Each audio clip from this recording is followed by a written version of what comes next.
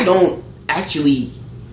It's like to the point where you don't even care what's gonna happen with the art, but it's building upon itself. And you know, I've created a lot of things since the last time I posted anything anywhere. Like, and this show that I'm gonna be doing in New York at Schaumburg, I got like 12 pieces in there, and I think people only seen like 2 of them.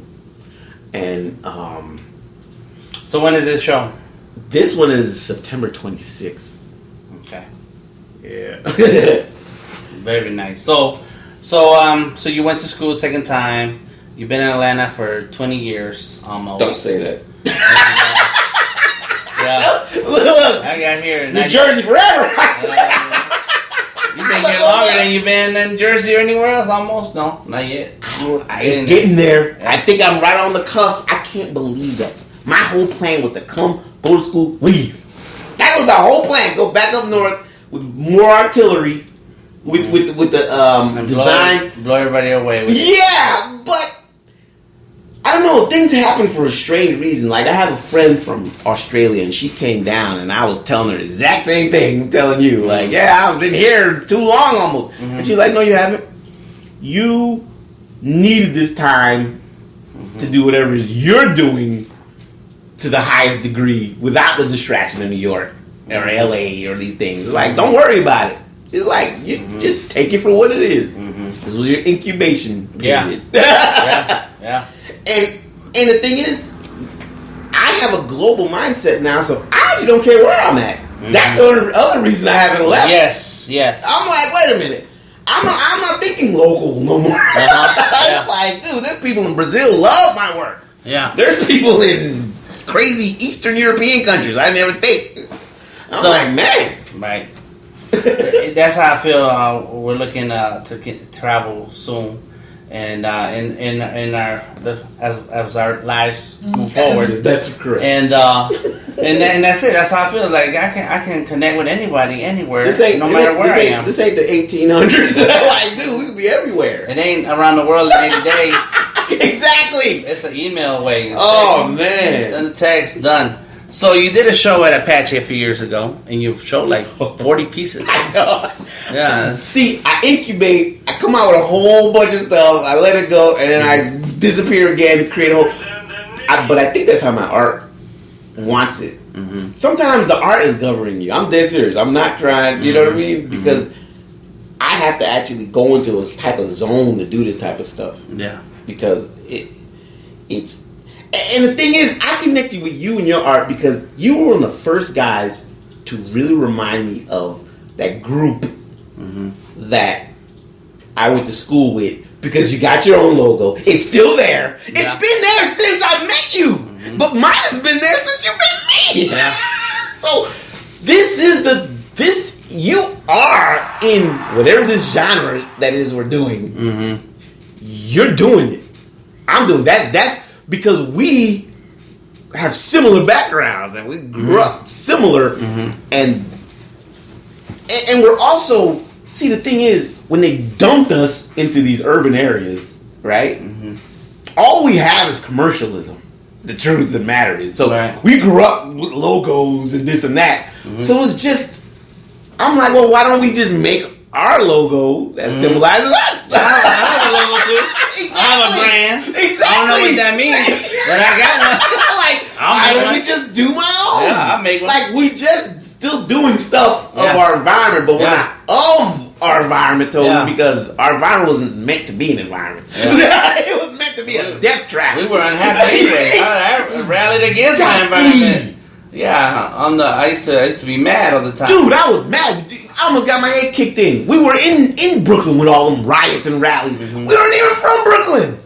We almost got beat down in New York. I'm like, dude, we're fighting for police brutality in New York. We are not from here. We are right across the border in Elizabeth, which is doing its own crazy thing. It's just, I realized, dude, it's the same thing. It's almost like a scheme. Yeah. I don't care if you're from LA, Baton Rouge, Louisiana, Chicago. Yeah. It's the same design because we know people from all these places. That's the other good thing about Atlanta, too. for the first time, I ran into people from everywhere else. Dude, when you're from Elizabeth, the most you're gonna get is someone from New York or Pennsylvania, Philly. That's it. Like, but when I came here, you run into people from Seattle. I was like, why the hell am I gonna run? Why the hell is gonna go to Seattle from living in Elizabeth? No one moves to Elizabeth. You know, so it's just like, wow, that just helped me, and it expanded my art and my characters, and I was like, wow, this is just amazing, man. Running into people, and that's what happened in second art school. A whole new set of circumstances. The first ones, the old school teachers, they just actually loved to just teach you, and they hated us too, but they loved, especially when you were a good artist. Nah, man, I remember the dude was like, "You're all going to be asking him for a job when you're older," because everybody was messing around. He was talking about me. I was like, "Hey, you crazy?" But they were glad. Maybe because half of them died maybe a few years later, but they were just sharing stuff and different techniques and just awesome. They just loved it, and I really appreciate that. Second art school, the one that cost so much, man. The second I got there, something was strange. I'm not even saying it was a bad thing. I just knew that I went to another level of cultural supremacy. I'm dead serious. Like, it was like they were talking about the Bauhaus. They were talking about stuff in London, in Germany. They love Bauhaus. There was the house. It was this art school thing in Germany before Hitler, and it was a lot of young people creating. And I just told the professor, I said, well, I was in a school with a whole lot of young people creating, and like we were creating our own movement. She said, you can't do that. I said, so what's the difference? You just told me a bunch of 18, 19-year-old German kids were getting drunk, and then they're creating all this stuff. What the hell's the difference between us and them? And then, I started. But the funny thing about that art school, my emphasis actually started going more to the more academic side of it. I don't know, that sounds crazy, because I was not getting the respect as an artist who's already been out there at the school. And there were kids. There was a girl, white girl from South Africa, white South African. Okay, she came in, dude. She was one of the first people I talked to. And you know me, I love this globalist thing. I like to understand everybody, and you know, so I became friends with her, and we would all work on these same projects. Somehow she would always get slightly, I would get A minus, she would always get A. I'm like, dude, there was one project, and the projects were always kind of strange, especially the first year, but they're trying to break you into a new mold. I understand why they're doing these weird projects. Like one project, you had to cut everything into these squares. But guess what? I cut the squares for her because I was working in a copy center when I had the machine. You're supposed to do it by hand. I give everybody their squares. Guess who gets the A? Guess who gets the A minus? I'm like, dude, I made her damn project. Like, that's when I knew. I was like, dude, it doesn't matter what school you. It doesn't matter. You're gonna be. Yeah. And then the thing is, You get some invaluable stuff though. You really start understanding, but at the same time, I'm like, you can't just expect me to pay $50,000 a year and have nothing for my culture. Zero. We didn't do one. We didn't contribute to anything in this whole world of art. Pyramids don't exist. Temples around the world don't exist. Philosophy. Yeah, none of that exists. None of it. Just delete it. And then the worst part is when I really started getting deep into it, I realized, wait a minute. So really, them massacring, going to the Americas, destroying the native people, destroying the native people now, that actually at the same time, the Renaissance, so really you're funding this art shit that you're trying to throw down our throats with the blood of our own ancestors. That's really what it is. Yeah. That's all you did was get a head start and go steal all the materials to do what you had to do. Yeah. You know what I'm saying? And I was like, that is crazy. I had not looked at it like that. You're right. I'm like, dude. Yeah. 1492. 1492 Da Vinci. All this bull crap. And I'm like, he inspired them. Yeah, I'm telling you. Explored it. They come in, they see They see some stuff. They come back with stories. Seeing Montezuma's area and those temples and stuff for the first time. They didn't even understand. They didn't even know you could have this dimension on Earth. They go back and tell it. And next thing you know, these mothers are painting the Sistine Chapel and stuff. So I'm like, wait a minute. So if everything's a lie, I can create my own lie. Yeah. If everything's an illusion, I can create my own illusion. The way I feel about it is, I want people to tolerate my visions. So that means I have to tolerate others. So if they say this is art, then okay, cool, that's art.